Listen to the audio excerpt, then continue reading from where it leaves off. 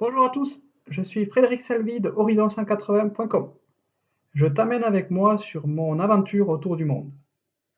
Un tour complètement atypique puisque fait par des rencontres au travers des montagnes de chaque continent. La conférence durera environ 1 heure. Je t'invite à rentrer dans cette expédition qui te donnera, j'en suis sûr, de nouveaux yeux. 4 parties. En 1, l'aventurier que je suis. En 2, le projet du voyage. En 3, les principaux coups de cœur. En 4, je terminerai par les enseignements. L'aventure, c'est mon mode de vie. C'est une quête de découverte, de rencontres, de difficultés et d'imprévus, plutôt que de profit. C'est voyager en mode nomade, hors des sentiers battus, en immersion avec les locaux. Mon projet a démarré à l'âge de 20 ans, depuis Rodez, en Aveyron, dans le Massif central, d'où je suis originaire. Le but, explorer les 5 continents, l'Europe, l'Asie, l'Océanie, l'Afrique et l'Amérique, avec pour spécificité d'explorer à l'aventure par des rencontres au travers des montagnes. La montagne, c'est un lieu privilégié de connexion avec la nature, les populations et Dieu. C'est aussi les difficultés qui mènent à de l'entraide, du partage. C'est apprécier et admirer des paysages sublimes à l'horizon. Une fois mon rêve passé un objectif à atteindre, j'ai dû définir un plan d'action pour réussir. La première, apprendre l'anglais afin de pouvoir échanger avec les populations à l'international. La deuxième, apprendre l'histoire, l'économie et la démographie pour mieux comprendre le présent. La troisième, apprendre à organiser le projet du voyage dans mon projet de vie. J'ai choisi de faire le voyage en plusieurs étapes non consécutives étalées sur plusieurs années. Cela afin de mettre également à profit mon autre temps en ingénierie sur des projets d'innovation utiles à la société. L'intérêt étant d'autofinancer mon aventure et d'acquérir plusieurs expériences professionnelles afin d'assurer à la suite un autre rêve, mon installation définitive à Grenoble, au cœur des montagnes, à la capitale des Alpes. La quatrième, apprendre la géographie, la motorisation, la cartographie, afin d'être autonome dans les déplacements et faire en conséquence du hors-sentier profond.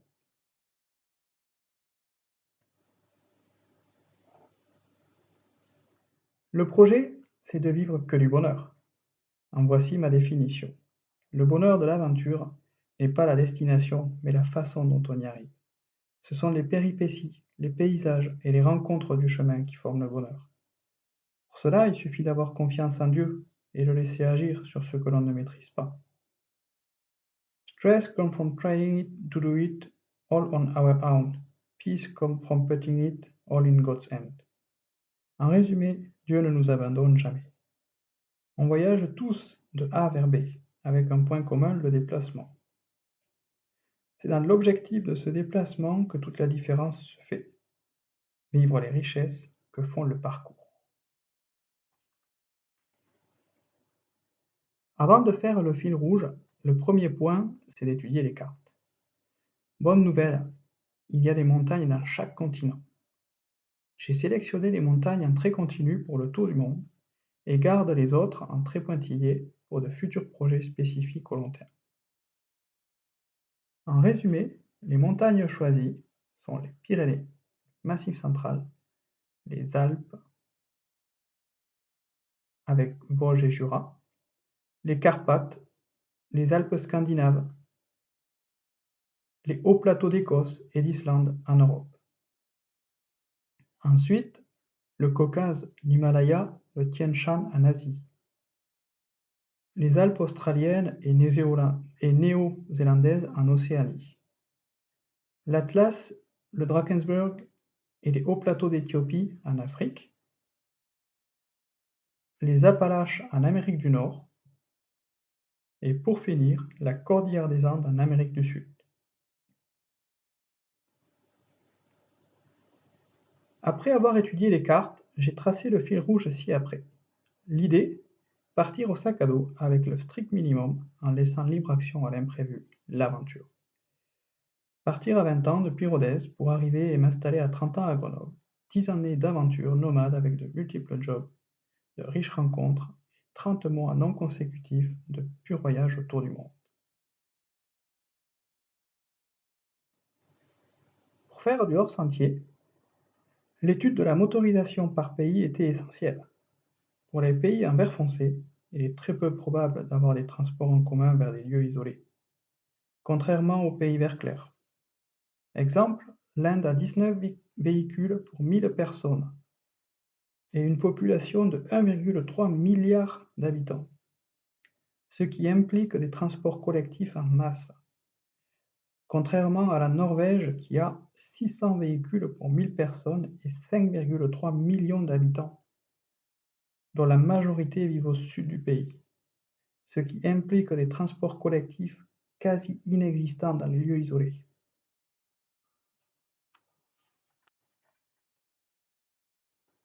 Pour aller à la rencontre des populations, connaître leur économie est primordial.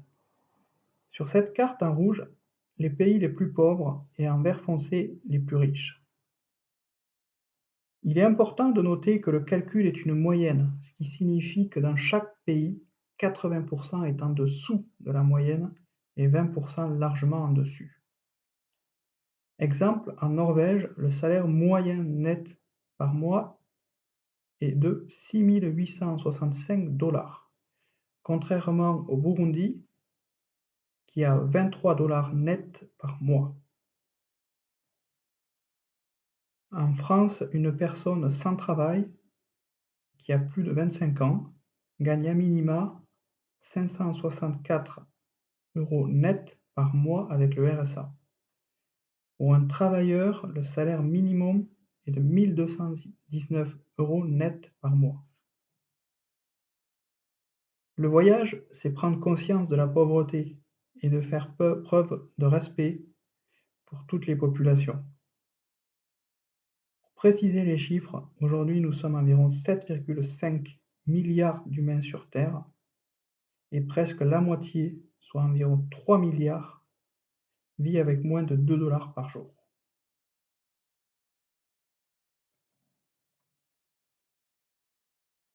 Après avoir étudié l'économie et la motorisation, connaître la démographie devenait nécessaire.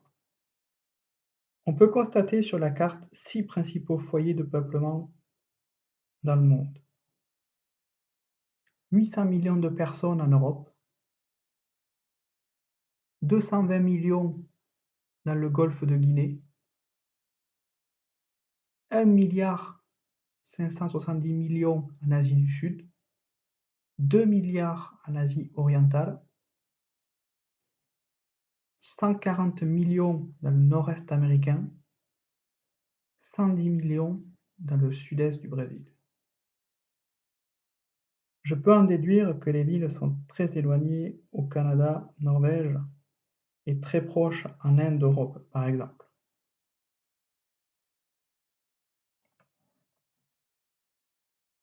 La dernière étude concerne les religions majoritaires par pays, afin de les comprendre et de les respecter. À travers la carte, on constate que l'Amérique du Nord est majoritairement chrétien protestant, l'Amérique du Sud, chrétien catholique, l'Europe du Nord, chrétien protestant, l'Europe du Sud, chrétien catholique, l'Europe de l'Est, chrétien orthodoxe, excepté l'Albanie et la Bosnie, majoritairement musulmans. L'Afrique du Nord, le Moyen-Orient, l'Asie centrale, Bangladesh, Malaisie, Indonésie, majoritairement musulmans. Israël avec le judaïsme. Inde et Népal avec l'hindouisme. Sud-Afrique et Océanie, majoritairement chrétiens protestants.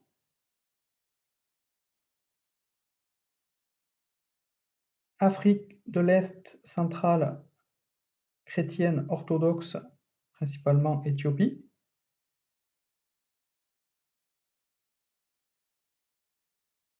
En Asie, Mongolie, Bhoutan, Thaïlande, Birmanie, Cambodge, Laos, Vietnam et Chine du Sud sont majoritairement bouddhistes. En Asie, les Philippines sont majoritairement chrétiens catholiques. Et pour finir, le nord de la Chine et le Japon, taoïsme, suivant le taoïsme.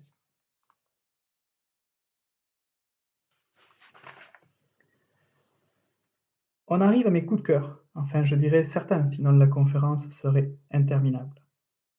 Ici sur la photo, lors d'un bivouac en montagne, dans la cordillère de Cantabrique en Espagne, ce qu'il y a de particulier, c'est la trouvaille de ce roc en forme de cœur, signe d'amour de la nature et de Dieu sur le chemin de Saint-Jacques.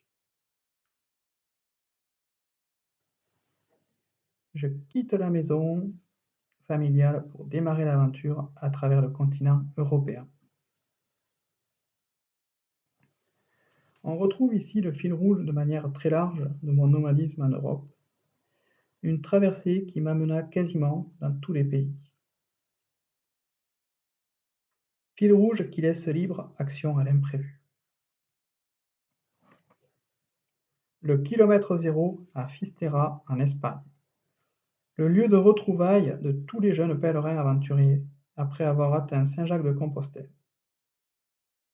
Après avoir parcouru à pied au sac à dos avec la tente 1638 km en 80 jours, soit presque 3 mois, je suis arrivé au kilomètre zéro avec un Sud-Coréen.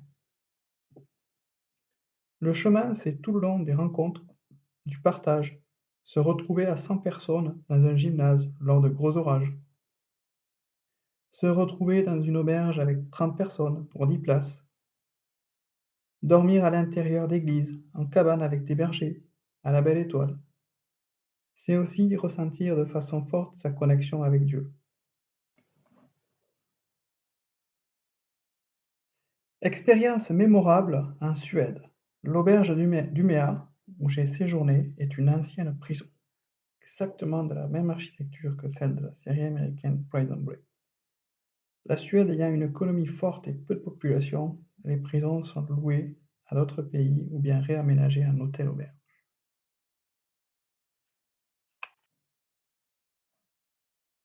La potion magique des Carpates en Roumanie, une expérience inoubliable.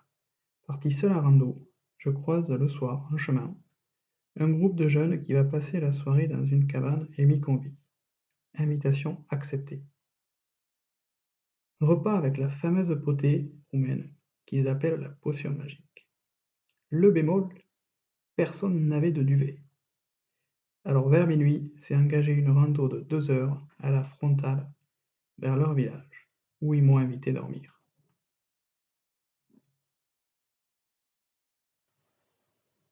La technologie en Roumanie.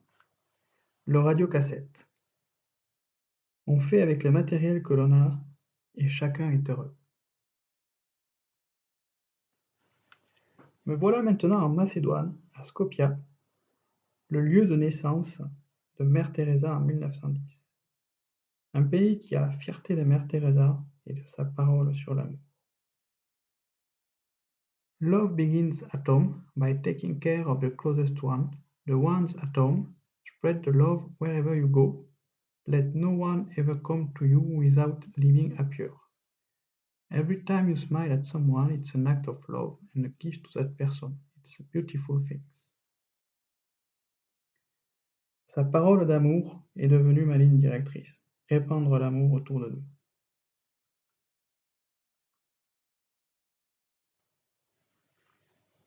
Les Alpes balkaniques, après avoir passé la frontière terrestre entre l'Albanie et le Monténégro, j'ai loué un vélo pour explorer. Par contre, j'ai eu une aventure spéciale. Au moment de vouloir quitter le pays pour la Serbie en avion, je n'avais pas eu de stamp de sortie d'Albanie ni un d'entrée au Monténégro, ce qui m'a bloqué à l'aéroport. Grâce à Dieu, le policier m'a finalement laissé passer après 1 heure d'interview. Le Monténégro fait partie de l'Europe, mais pas de l'Union européenne, ni de l'espace Schengen, même si leur monnaie est l'euro. Depuis cette expérience, toujours vérifier les stamps du passeport.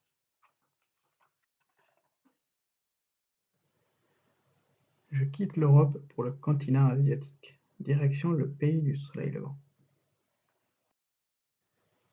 On retrouve ici de manière très large le fil rouge de mon nomadisme en Asie.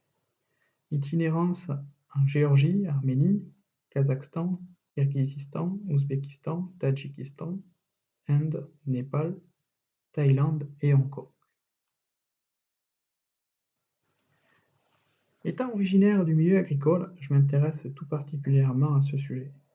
Je suis allé à la rencontre d'agriculteurs sur mon chemin. Ici, dans le district de Sevan, en Arménie, où la mécanisation est encore très limitée. Je me suis arrêté une journée avec eux et le soir j'ai été invité dans la famille. Une hospitalité incroyable.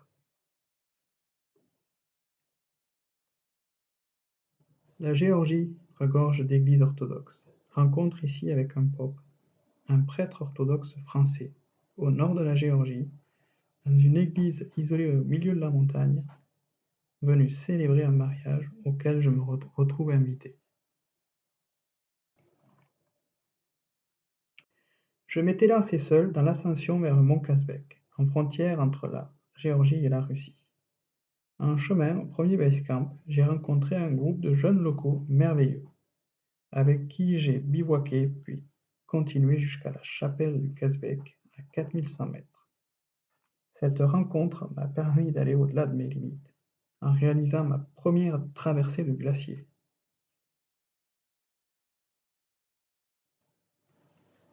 L'hospitalité du Kirghizistan. Parti vers l'extérieur de la ville de Cholponata, en fin de journée pour bivouaquer, une mère de famille vient me voir et me dit que je suis son invité. Me voilà invité chez cette famille qui me fera par la suite découvrir les incontournables du district. Se retrouver chez les nomades invités à dormir dans leur yacht. Cette nuit-là, en plein été, il a neigé. J'étais vraiment heureux de me retrouver avec eux.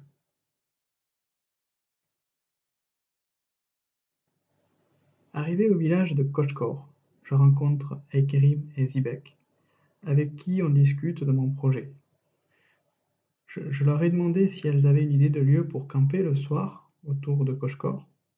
Elles m'ont répondu que j'étais leur hôte. Une merveilleuse rencontre ensuite avec toute la famille et tous les conseils pour la suite de mon périple.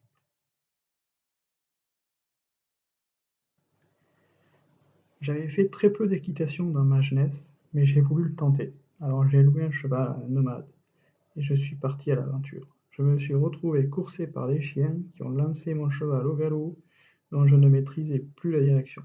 J'ai donc avancé là où le cheval m'a mené. De campement nomade en campement nomade.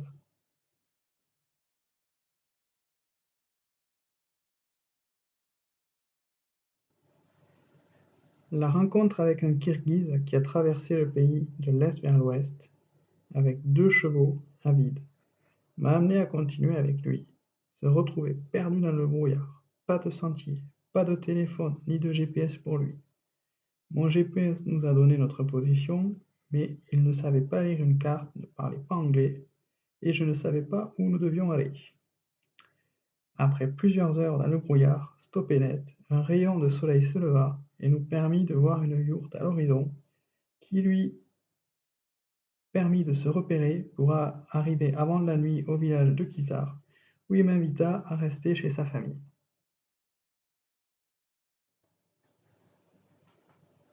Cheminer avec un aventurier russe et un allemand, dans le district de Kazarman, boire le lait de jument fermenté avec les nomades, faire du stop avec 2 Kirghizes, perdre une roue en chemin, enfin presque. Il restait un écrou pas complètement dévissé. Retrouver un écrou, prendre un de l'autre roue, on repart avec 2 roues qui ont donc 3 écrous chacune au lieu de 4. Ensuite, à 4000 mètres d'altitude, la voiture est en surchauffe, on trouve un étang, on remplit le réservoir du liquide de refroidissement avec cette eau vaseuse, la voiture ne démarre plus du tout, après plusieurs essais, miracle, ça démarre et on ne s'arrête plus.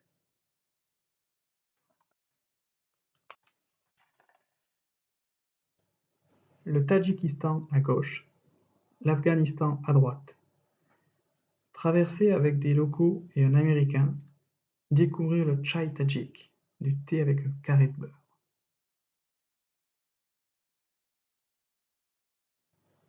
J'avance à pied dans le district de Rushan. Lorsque je traverse un micro-village, je suis invité par la famille. Je suis agréablement surpris de cette hospitalité et des deux enfants qui ont quelques mots d'anglais, ce qui nous permet d'échanger. Ici, dans la zone neutre Tadjik, Afghanistan, où chacun essaye de vendre principalement plantes et pierres dites médicinales. Encore une hospitalité merveilleuse à Ishkashi. Invité à mon arrivée dans le village chez cette famille, pas d'internet, pas de télé, pas de jeux vidéo. Les jeunes sont dehors et ils ont un contact chaleureux, inquantifiable. Le Tadjikistan, c'est aussi une des routes de la soie. Des énormes camions sur les plateaux à 4000 mètres, un à la suite des autres qui vont vers l'Iran. Au Tadjikistan, on fait avec les moyens du bord. On gonfle un pneu de voiture avec une pompe à vélo. À la rencontre avec les nomades tadjiks, dans les cultures agricoles, ici, pas de mécanisation. C'est tout à la force du bras et pour vivre en autosuffisance. Alors qu'un matin, j'étais au bord de la route avec un marchand de glace, le vendeur oriente le seul client qui parle anglais vers moi. Je lui expose mon projet et puis il m'invite chez lui pour ensuite me faire découvrir les incontournables de sa région. Comme il m'a dit, je peux dire que l'on ne connaît un pays qu'après avoir été invité dans la maison d'un local.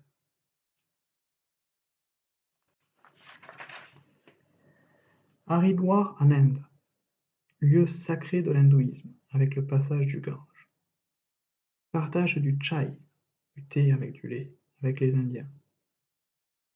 Ici, pas vraiment de voiture, mais plutôt des tracteurs à tout faire. Faire du stop avec un routier dans leur joli camion, mais qui ne dépasse pas les 15 km/h en montagne, avec le fameux blow horn please, klaxonner, écrit à l'arrière pour éviter des accidents.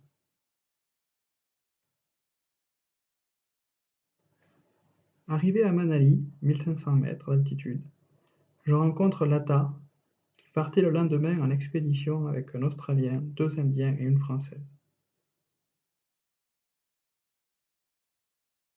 Décision prise, je rejoins le super groupe Hippie Hills pour aller vers le camp de base du Deotiba Peak. Pendant qu'il faisait 45 degrés à Delhi, nous étions dans la neige à 4000 mètres.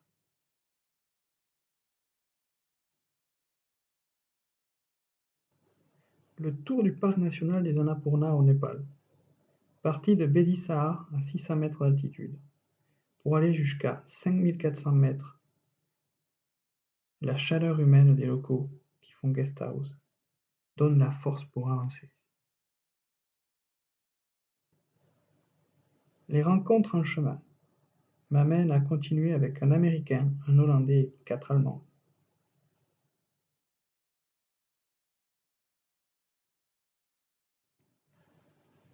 La magie du Népal m'a amené à monter, après le tour des Annapurna, au sanctuaire.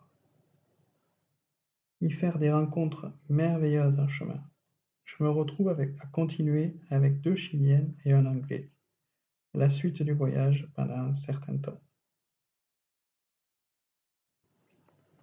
Partager entre backpackers, aventuriers du monde entier notre même passion.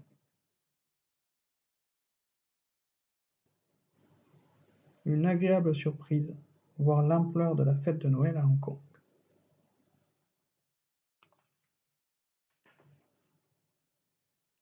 Le Vietnam, j'avais loué un scooter pour aller explorer l'arrière-pays. Je me suis retrouvé à rencontrer, au sommet d'une montagne, 3 jeunes amis locaux qui m'ont fait découvrir tous les incontournables du district, un partage et une hospitalité merveilleuse. Lors de mon arrivée dans les montagnes du nord du pays, en frontière avec la Chine, devant l'église de Sapa, Madame Tsu est venue me demander si j'avais un plan. Je lui ai dit pas encore. Elle me dit qu'elle habite à 6 heures de marche du village, en montagne, qu'elle rentre du marché et que je peux aller chez elle avec sa famille. J'ai donc accepté. C'était tellement top que j'y suis resté une semaine au milieu des rizières et des buffles. De l'amour infini. Explorer, côté Laos, en louant à nouveau un scooter. Être dépanné lorsque j'ai crevé au milieu de nulle part. Sur un chemin de terre, un enfant qui passe me ramène chez lui pour trouver son père, qui va ensuite chercher dans le village une pompe à vélo, une bassine et une rustine pour me dépanner. Je quitte l'Asie pour arriver en Océanie. On retrouve ici, de manière très large, mon itinérance en mode nomade en Océanie. Itinérance au sud-est de l'Australie et en Nouvelle-Zélande.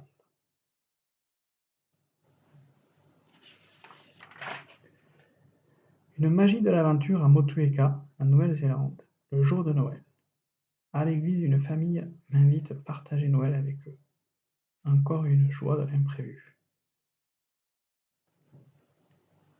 Le stop réserve des surprises, comme celle-ci avec un Allemand qui avait loué une voiture et qui avait une suite de fils rouges similaire au mien, ce qui nous a amenés à explorer ensemble sur plusieurs jours. Rencontre avec Yue en auberge, une chinoise voyageant à l'aventure en stop. On a naturellement continué ensemble et exploré principalement le mont Cook. Le stop à deux nous a amenés à faire des belles rencontres, comme ici avec 4 Tchèques.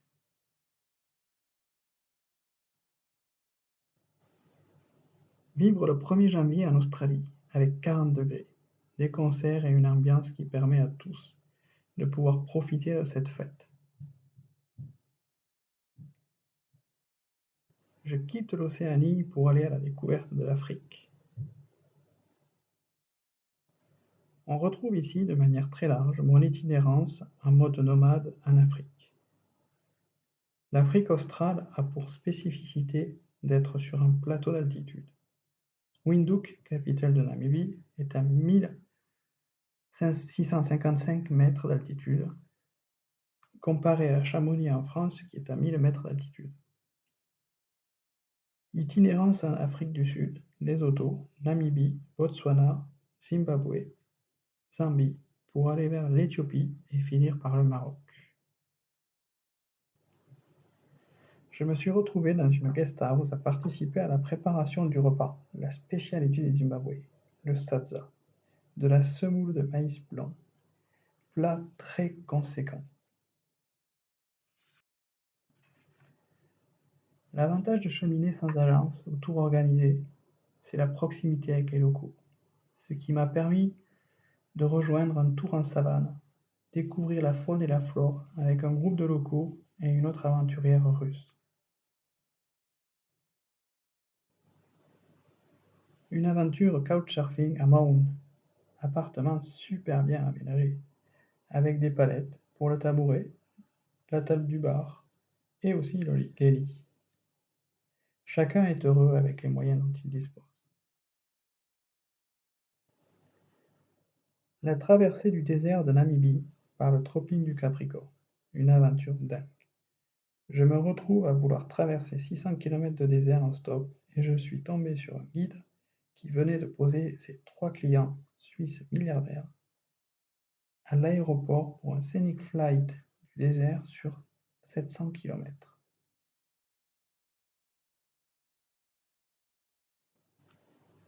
Aller vers la dune 45, la plus haute dune du monde.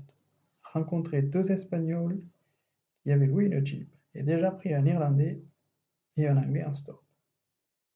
Ce sera une exploration du désert avec une super team européenne.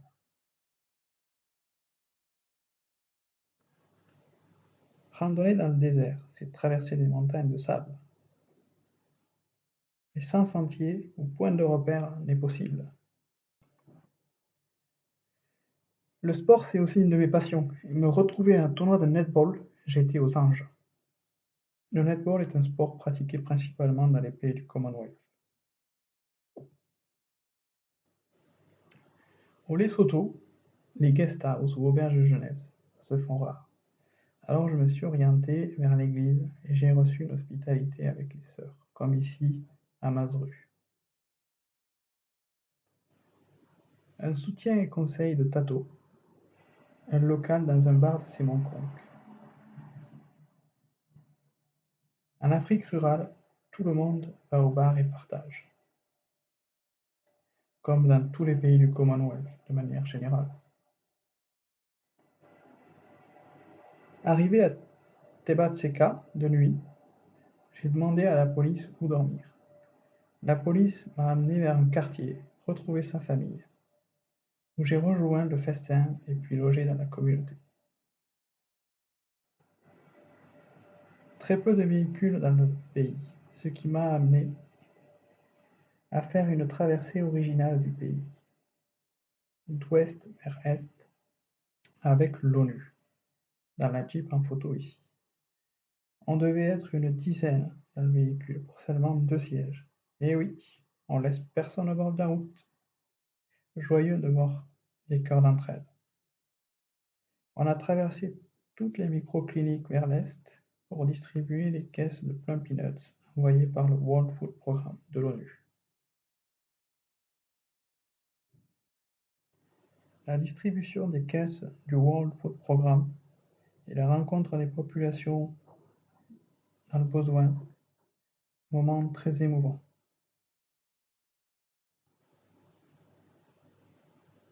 Les barres Plum Peanuts anti-famine sont produites en France, en périphérie de Rouen, par Nutricet.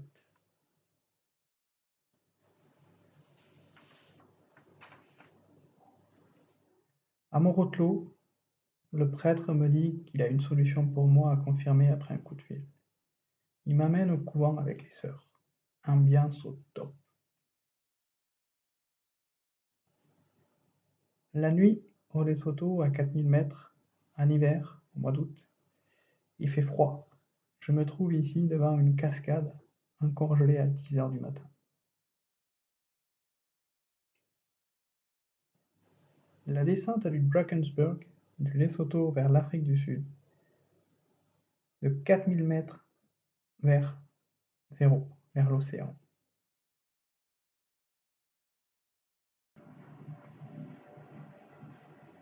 Dans tous les pays peu motorisés, on retrouve les jumbo vans Yas du Toyota, des vans 15 places, où on peut être plus de 20 bien souvent dedans. Ce modèle est interdit à la vente en Europe. En effet, le permis B européen permet la conduite d'un van 9 places maxi. C'est une des raisons pour laquelle vous ne le verrez pas en Europe.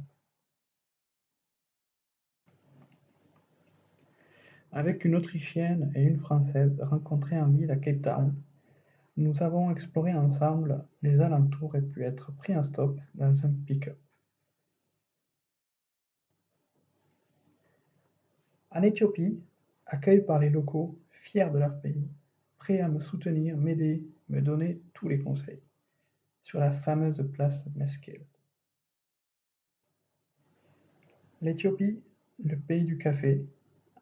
Alors dans la rue, on trouve des personnes qui font griller les graines de café et les broient pour servir aux clients.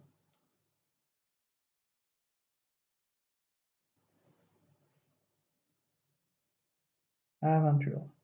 En expédition avec une Française et 2 Anglais à travers le Seaman Park à 4000 mètres au milieu de l'Éthiopie. Des paysages à couper le souffle.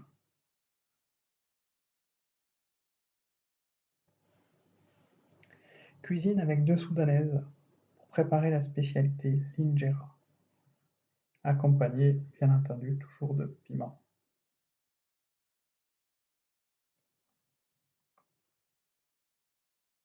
Invité dans la famille de Kiribati, où chacun est en autosuffisance avec ses propres récoltes. C'est un réel transport où les camions de marchandises servent à transporter aussi les populations. On voit la population avec des couvertures malgré une température le jour en moyenne à 25 degrés, car les rayons du soleil sont très puissants du fait de la proximité avec l'équateur, ce qui implique de se protéger. La libella et les églises taillées dans la roche, un lieu spirituel d'une grande puissance. Ces pays orthodoxes disposent de Bibles encore intactes de l'an 400 après Jésus-Christ. Cette ville, qui est comme ils le disent le Nouveau Jérusalem, sa construction est attribuée au roi Lalibela au XIIe siècle, après que les conquêtes musulmanes eurent mis un terme au pèlerinage chrétien en Terre Sainte. Ici, avec un berger dans l'Atlas marocain qui m'a invité partager une tagine sur mon chemin vers le mont Toubkal. Le mont Toubkal à 4167 mètres, la neige et la montagne au Maroc, et derrière le désert du Sahara.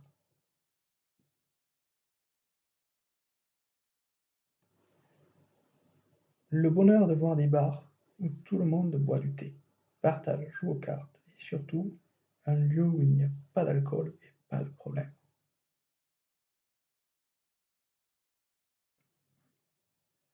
Je quitte l'Afrique pour aller à la découverte de l'Amérique du Nord.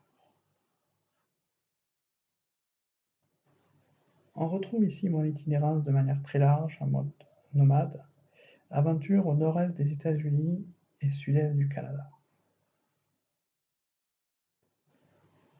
Traverser les immenses forêts à perte de vue après New York, ici sur le Appalachian Trail, dans le district de Peeks Hill. Un moment particulier lorsqu'un policier en retraite de la NYPD, New York Police Department, m'a offert une de ses médailles après avoir écouté mon projet. Je quitte l'Amérique du Nord pour l'Amérique du Sud. On retrouve ici mon itinéraire de manière très large en mode nomade sur la cordillère des Andes. Aventure au Chili, en Bolivie et au Pérou.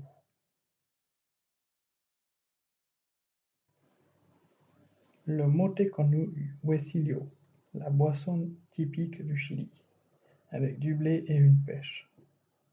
Dans le désert d'Atacama à 45 degrés, pour se rafraîchir après une traversée avait été du désert difficile, récupéré par un pick-up, sorti de nulle part.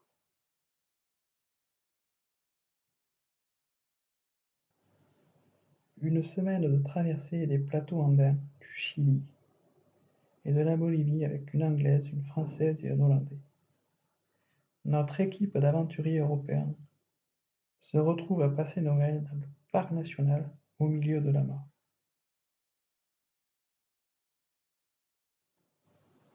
Faire un foot américain à 4070 mètres, c'est difficile de par la réduction de l'oxygène dans l'air à cette altitude.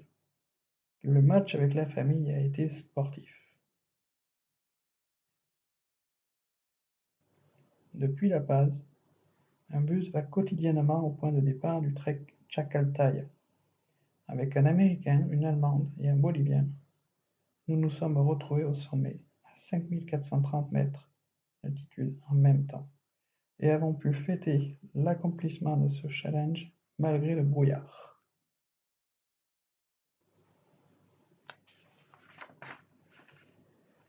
Descendre avait été une route qui démarre à 4700 mètres d'altitude et termine à 1200 mètres.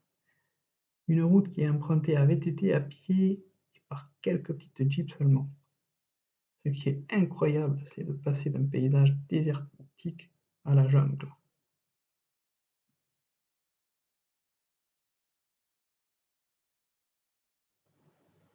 Un réveillon d'un 31 décembre avec une famille bolivienne, à la Isla del Sol, accompagné des fameuses feuilles de coca, et tirer le feu d'artifice de fin du voyage.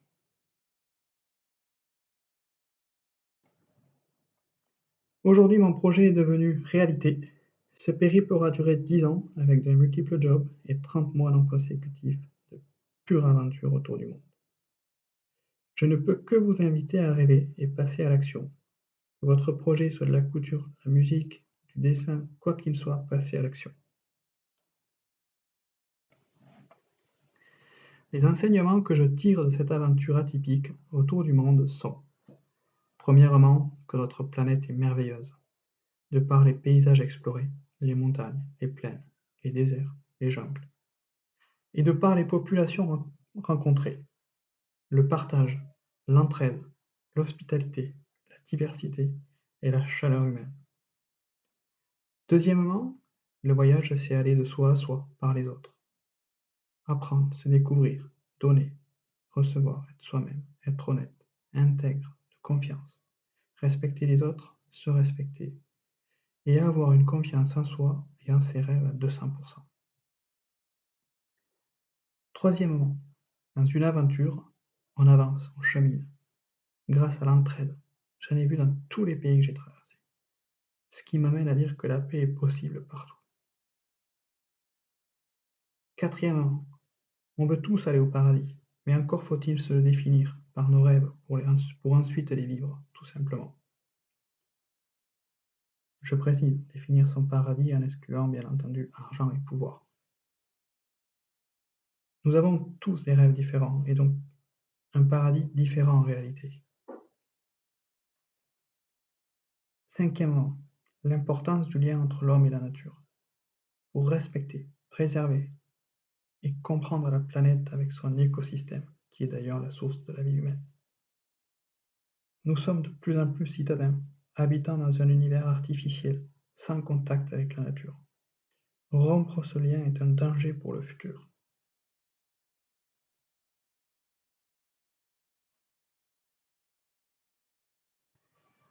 Sixièmement, un des enseignements principaux qui est de vivre sa foi, en l'expérimentant. I believe in God not because my parents told me, not because the church told me, but because I've experienced His goodness and mercy myself. Toutes les rencontres, les solutions, les avancées du chemin sont les œuvres de Dieu.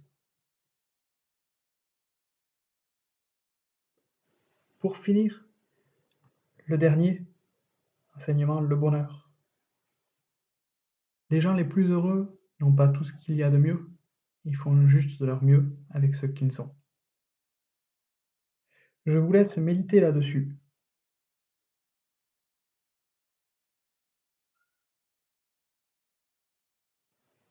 Merci à tous. Je suis sûr que cette conférence t'aura donné de nouveaux yeux. J'invite chacun à vivre ses rêves. Je suis Frédéric Salvi de horizon180.com à Grenoble. Vous pouvez partager cette vidéo autour de vous et consulter librement mes photos de voyage hors sentier sur mon site. Ciao!